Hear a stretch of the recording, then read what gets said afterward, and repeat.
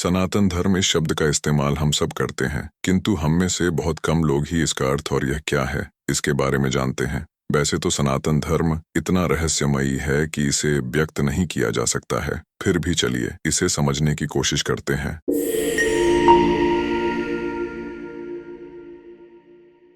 सनातन धर्म दो शब्दों से मिलकर बना है, सनातन एवं धर्म। चलिए पहले इन दोनों को मतलब समझते हैं। संस्कृत में सनातन शब्द का तात्पर्य है जो शाश्वत और अपरिवर्तनीय है, जिसका न तो कोई आरंभ है और न तो कोई अंत, जो सदैव से अस्तित्व में है और अस्तित्व में रहेगा। धर्म का अर्थ है सिद्धांत, जिनका आदर्श जीवन जीने के लिए पालन किया जाना आवश्यक है। इसलिए सनातन धर्म का सामूहिक अर्थ है जीवन जीने का वह तरीका जो शाश्वत रहा है, न तो शुरुआत के साथ और न ही अंत के साथ। सनातन धर्म का सार। सनातन धर्म उन शाश्वत सिद्धांतों और प्रथाओं का एक समूह है जिन्होंने सदियों से मानवता का मार्गदर्शन किया है। ये किसी विशिष्ट भौगोलिक स्थान या युग तक सीमित नहीं है। सनातन धर्म जीवन का एक तरीका है जो आत्मा की शाश्वत प्रकृति को पहचानता है और आत्म प्राप्ति और आध्यात्मिक विकास की खोज पर जोर देता है। सनातन धर्म का केंद्र कर्म में विश्वास, कारण और प्रभाव का नियम है। यह सिखाता है कि प्रत्येक कार्य के परिणाम इस जीवन और अगले जीवन दोनों में होते हैं। सकारात्मक कार्यों और विचारों को विकसित करके